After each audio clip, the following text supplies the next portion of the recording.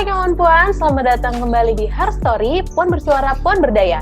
Her Story merupakan program talk show hasil kerjasama Komisi Nasional Anti Kekerasan Terhadap Perempuan dan Kementerian Komunikasi dan Informatika Republik Indonesia.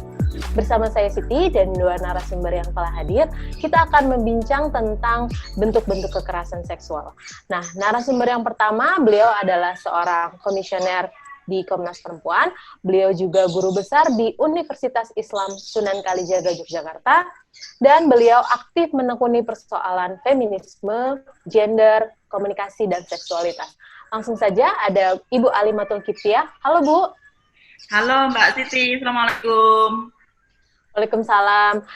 Bu Alim, selamat ya atas pengukuhan gelar guru besar dalam bidang kajian gender. Terima kasih banyak. Nah, narasumber yang kedua tidak kalah keren, ada seorang komika perempuan berhijab pertama di Indonesia. Beliau seringkali membahas topik seputar seputar Islam dan konservatisme dan ekstremisme di Indonesia. Beliau juga suka membahas tentang isu kesetaraan gender dalam humornya. Langsung saja kita sapa, ada Kak Sa'dia Ma'ruf. Halo Kak Dia. Halo kawan puan semuanya, apa kabar? Terima kasih telah bergabung di Her Story ya. Ya, terima kasih banyak. Nah, kawan puan, ngomong-ngomong tentang bentuk-bentuk kekerasan seksual nih, ada fenomena di masyarakat tentang humor atau guyonan yang seringkali bernuansa seksual. Nah, yang aku perhatikan nih, biasanya guyonan tersebut seringkali membahas tentang ukuran tubuh perempuan, kemudian bentuk tubuh perempuan, sampai bagian-bagian tubuh perempuan. Nah, sekarang aku mau tanya sama Kak Dia. Sebagai komika, gimana sih Kak Dia melihat fenomena ini? Kemudian, pernah nggak dapat pengalaman seperti itu? Misal, bentuk tubuhnya dijadikan lelucon atau gimana? Silakan Kak Dia.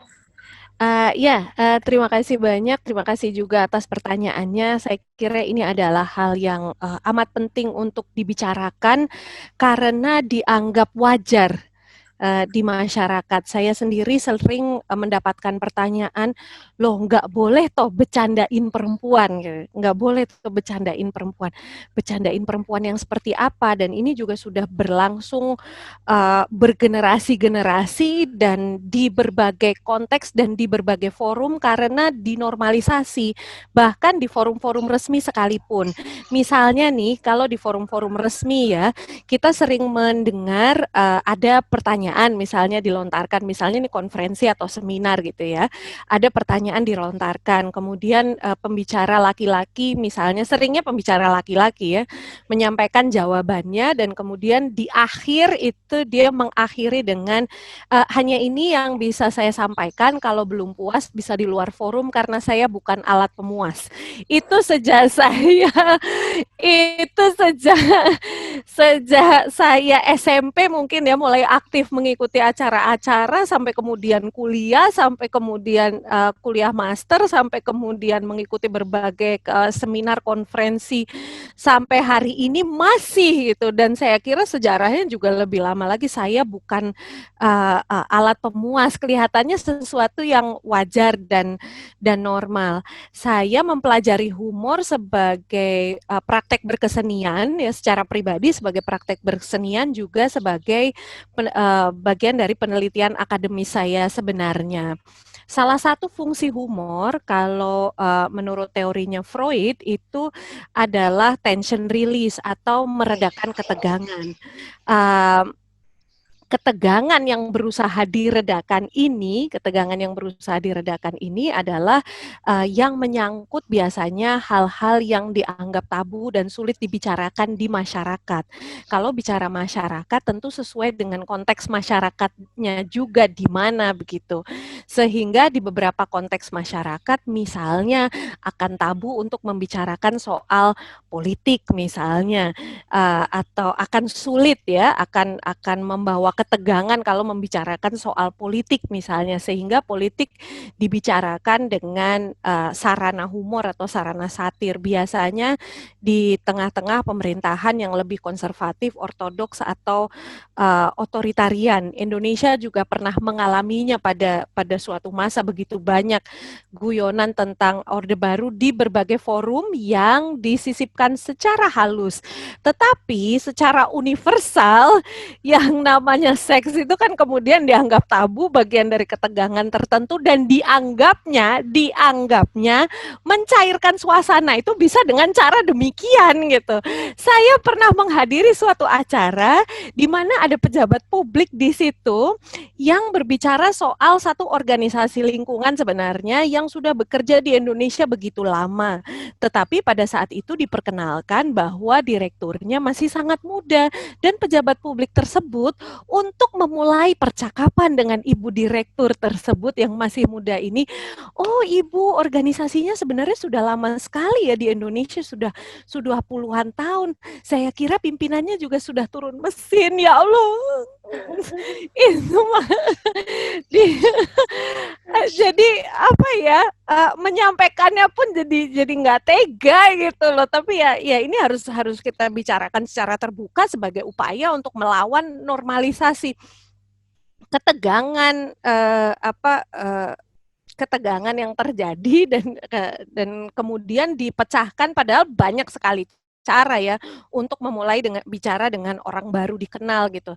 Tetapi seringkali kemudian dilepaskan gitu ya dengan guyonan-guyonan yang sifatnya seksual, dan saya kira kita harus mulai memperbincangkan betapa guyonan yang sifatnya seksual ini amat dinormalisasi, untuk mulai melawannya, untuk secara dengan kesadaran penuh bagaimana kita berbicara dan menggunakan guyonan. Saya sendiri pernah mengalami, sering mengalami, tapi salah satu yang saya masih sangat ingat itu adalah pengalaman saya waktu SMP ya. Pengalaman saya waktu SMP itu pertama kalinya saya SD-nya di MI itu, Madrasah Ibtidaiyah, masuk ke SMP negeri.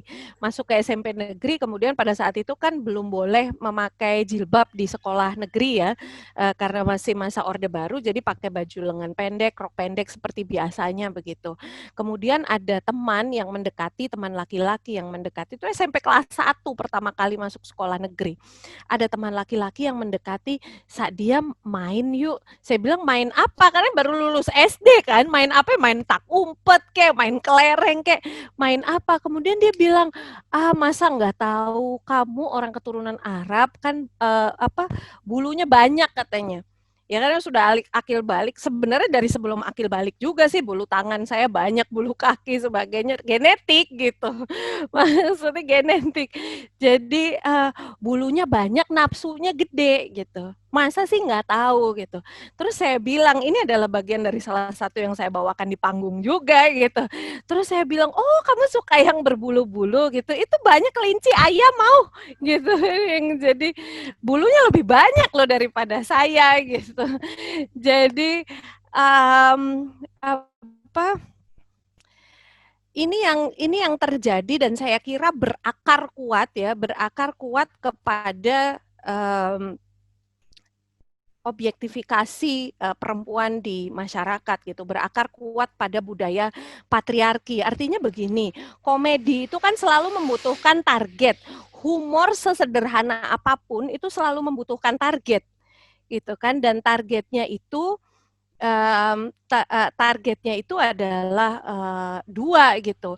Orang yang kita anggap biasanya ya, orang yang kita anggap kemudian lemah tanda kutip di masyarakat, sehingga humor tersebut menimbulkan perasaan superior gitu. Yang kedua adalah orang yang justru kita anggap sangat berkuasa, sebagai bagian dari perlawanan. Inilah mengapa yang namanya humor itu sesungguhnya pisau bermata dua.